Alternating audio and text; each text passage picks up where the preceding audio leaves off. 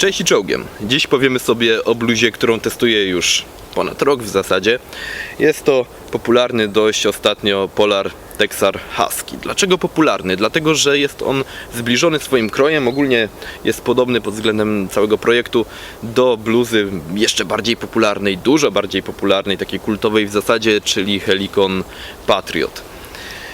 Jakie są różnice między tym Polarem a Patriotem? No nie widziałem takiego porównania na YouTubie, dlatego dzisiaj Wam pokażemy coś takiego i wyjątkowo pojawi się na kanale Millworld przedmiot, którego u nas w sklepie nie ma, czyli właśnie Helikon Patriot. Mimo że mamy produkty Helikona, nie ma akurat Patriota. Patrzę tam, bo akurat tam Patriot leży, który będziemy za chwilę porównywać z tą bluzą. Jeżeli uznacie, że bardziej wart zakupu jest Patriot, no to oczywiście postaramy się o to, żeby on napłynął do sklepu, będzie również dostępny. Natomiast ja wychodzę z założenia, że warto jest jednak zainteresować się tym oto Texarem, bluzą Texar Husky. Dlaczego? O tym w dzisiejszym odcinku. Testowałem obie bluzy naprawdę długo, także mogę coś na ten temat powiedzieć.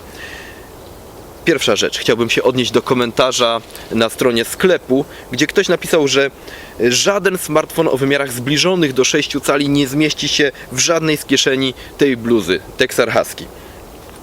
Sprawdźmy to. No. Cóż to takiego? Czy to jest smartfon o wymiarach zbliżonych do 6 cali? No właśnie tak. To jest Hammer Explorer Pro. Nie powinienem go tutaj jakby reklamować, bo to nie ten... dajmy spokój z tym. W każdym razie on ma sobie ekran o przekątnej 5,7 cala, ale ten ekran to jest, no ze względu na to, że to jest pancerny smartfon, no to on ten ekran ma tutaj. Reszta to jest obudowa. Wyrasta poza ten ekran dość sporo. Tak więc finalnie ten smartfon jest nawet chyba większy niż typowy smartfon 6-calowy. No i co? I w czym problem w zasadzie? Chodziło o to, że użytkownik zapewne próbował wsadzić ten smartfon tak, oj, no nie mieści się, no skandal, kieszenie za małe, smartfon się nie mieści. A tymczasem wystarczy czasami ruszyć głową, nie obrażając nikogo, i zamiast wsadzać smartfon tak, wsadzić go tak. Patrzcie, ale już w środku sobie go przekręcamy i jest na pionowo, z powrotem. Cała robota, mieści się. Zmieści się również w tej kieszeni, tak samo. Proszę bardzo. No dobrze, mam nadzieję, że wybaczycie mi to, że w dzisiejszym odcinku mniej będzie mojej jakże interesującej facjaty, a więcej będzie takiej kamery bezpośrednio na obie bluzy, dlatego że chciałbym, żebyście rzeczywiście zauważyli te różnice pomiędzy Texar Husky a Polarem Helikon Patriot.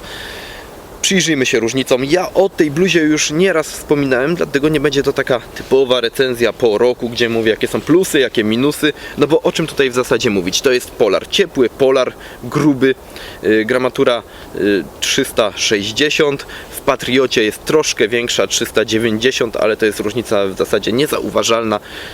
Ten tutaj Texar Husky to jest rozmiar M. Może Wam się Helikon wydać trochę większy na porównaniu, dlatego że to jest LK. Helikona używałem już dawno temu, zanim jeszcze współpracowałem ze sklepem Millworld. Nie wiedziałem wtedy o istnieniu Texar Husky, być może nawet jeszcze ta bluza nie powstała. Tak więc mam doświadczenie z tamtą bluzą, mam doświadczenie z tą bluzą. Obie bluzy polarowe są do siebie bardzo podobne. Ta jest 70 zł droższa, około 70 zł. Czy warto do niej dopłacać? Sprawdźmy, porównajmy sobie. Nie widziałem jeszcze takiego porównania na YouTubie, tak więc lecimy. Nie będę skupiał się na podobieństwach, dlatego że one są na pierwszy rzut oka widoczne. Skupimy się na różnicach, bo jest ich naprawdę niewiele. Pierwszą taką, która rzuca się w oczy, to są kieszenie. Kieszenie, zamki właściwie i kieszenie, bo popatrzcie, kieszeń tutaj w bluzie Patriot od Helikona jest naprawdę obszerna. No i to jest taki panel z przodu na piersi. Natomiast tutaj mamy ten układ kieszeni zupełnie inny. Tu są mniejsze kieszenie, no i dodatkowo na piersi mamy jeszcze jedną kieszeń. Wiemy już, że układ kieszeni jest inny w tych dwóch bluzach. Również inaczej sprawa wygląda w przypadku zamków, wywieczników, konkretnie tych pod pachami. I tutaj plus duży dla Helikona, no za to, że właśnie te wywieczniki są na dużej długości i rzeczywiście są one pod pachami. Część rękawa idzie to jeszcze dużo niżej, także ten panel wentylacyjny jest naprawdę przestronny, no i ciężko się w takiej bluzie zapocić. Tutaj natomiast w bluzie Texar Husky, no ten wywiecznik jest taki, powiedzmy to sobie szczerze, nijaki. On nie zaczyna się nawet tutaj na rękawie, tylko jest gdzieś poniżej, pod pachą tak naprawdę, no i jest dosyć malutki. Jeżeli chodzi o układ kieszeni, oba są moim zdaniem trafione, tak więc 1-1 dla tych bluz. Jeżeli chodzi o wywieczniki pod pachami, o te panele wentylacyjne, no to 1-0 dla Helikona, tak więc mamy już 2-1 dla Helikona, no i lecimy dalej. Czym one jeszcze się różnią? Kieszenie w rękawach są takie same, myślę, identyczne. Tak samo jest to rozwiązane. Ściągacze przy kapturze tak samo, bardzo podobne rozwiązanie. Kaptur również w zasadzie identyczny z takim oto daszkiem. Czym to się jeszcze różni? No mamy wzmocnienia na rękawach, to jest bardzo ważne, szczególnie kiedy siedzimy gdzieś przy jakimś stole i często się tak opieramy, to może się tutaj wytrzeć ten rękaw. Polar jest generalnie taki, że łatwo go wytrzeć, gdzieś dziurę po jakimś czasie zrobić, dlatego właśnie te wzmocnienia są tu i tu. Tak więc naprawdę wyrównana walka, no cały czas Helikon przoduje tymi panelami wentylacyjnymi. Czeby na pewno nie ma czegoś lepszego ten Texar. Owszem ma, bo właśnie chodzi o te wzmocnienia. Popatrzcie tutaj, on ma wzmocnienie na ramionach. Kiedy nosimy plecak, chodząc w takim polarze, a nie mamy kurtki na sobie, no to rzeczywiście szelki plecaka tutaj ślizgają się po tym wzmocnieniu, nie wcierają się w ten polar, nie powodują dziur. No a tutaj niestety w Helikonie tych wzmocnień na ramionach nie ma.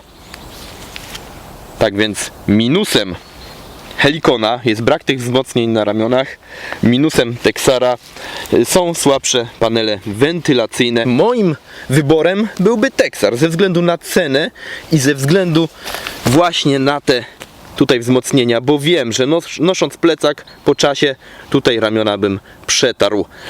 Natomiast tutaj być może one się mi nie przetarły, natomiast naprawdę rzadko używałem tej bluzy Helikona. To było w zasadzie kilka wypadów. Dużo częściej używałem tej bluzy marki Texar właśnie ze względu na te panele, na to, że jest ona lżejsza, bo ma trochę mniejszą gramaturę, więc ta gramatura nie zawsze jest minusem, bo jest czasami plusem, jeżeli jest mniejsza. No i nie szczególnie przeszkadzały mi te mniejsze panele wentylacyjne. Porównanie obu bluz za nami. Jeżeli spodziewaliście się w tym materiale zobaczyć recenzję Texar Husky, no to nie była to typowa recenzja, to było rzeczywiście porównanie, no ale po roku użytkowania. Jeżeli chcielibyście, żebym powiedział coś więcej na temat tej bluzy, no to proszę bardzo w skrócie, nie widzę tutaj większych minusów. No może mogłyby być większe te panele wentylacyjne, no ale w sumie jeżeli jest ciepło, jeżeli mamy zamiar się zgrzać, to po prostu taką bluzę ściągamy jako jedną z warstw. No i myślę, że te panele nie są aż tak ważne tutaj. Dużo ważniejsze są te wzmocnienia, które sprawują się świetnie, dzięki czemu tutaj nie powstają otarcia tutaj, jeżeli oprzemy się gdzieś o stół, jeżeli na przykład się nawet czołgamy, te wzmocnienia są ważne, bo polar to jest taki materiał, który lubi się wycierać, w którym powstają po pewnym czasie dziury. Gramatura jest tutaj odpowiednia, jest to naprawdę ciepła bluza, jest mi całkowicie ciepło, teraz jak widzicie jest już późny październik, co widać po drzewach. Rozkład kieszeni bardzo mi odpowiadający, fajnie jest tutaj umieścić sobie telefon, jest zawsze pod ręką, dodatkowo kieszenie tutaj, dodatkowo ta kieszeń, której używam zawsze, czy to w kurtkach, czy to w polarach takich typowych, na kluczyki od samochodu zawsze są pod ręką, nie zgubię ich. Fajna bluza, zapięcia, velcro i naprawdę nie mogę nie powiedzieć nic złego. Jakikolwiek minus tej bluzy? Może kaptur?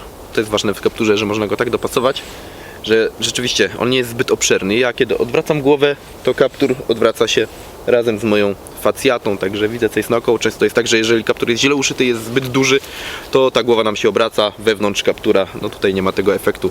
Rzeczywiście kaptur jest bardzo fajny. Ja już kiedyś mówiłem, że ciężko mi powiedzieć cokolwiek złego na temat tej bluzy. Mam nadzieję, że w kolejnych odcinkach wreszcie pojawi się jakiś bubel, żeby uwiarygodnić te recenzje. Pojawiło się kilka minusów w plecaku. Nie wiem, czy ten odcinek o plecaku już wyszedł. Pojawiło się kilka minusów w spodniach Texar, no ale nie trafił się taki całkowity bubel jeszcze. No mam nadzieję, że się trafi, że będę mógł się podzielić z Wami taką recenzją czegoś, co całkowicie się nie sprawdziło. No być może w przyszłych odcinkach się to zdarzy. A teraz dajcie propozycję tego, co chcielibyście zobaczyć. Widzieliście na pewno nieraz, co noszę na sobie, jakiego sprzętu używam w terenie, na odcinkach, czy to na kanale Adventurer, czy to na kanale Millworld. Dajcie znać w komentarzach, co chcielibyście zobaczyć w formie recenzji. A tymczasem na razie trzymajcie się czołgiem i do kolejnego odcinka.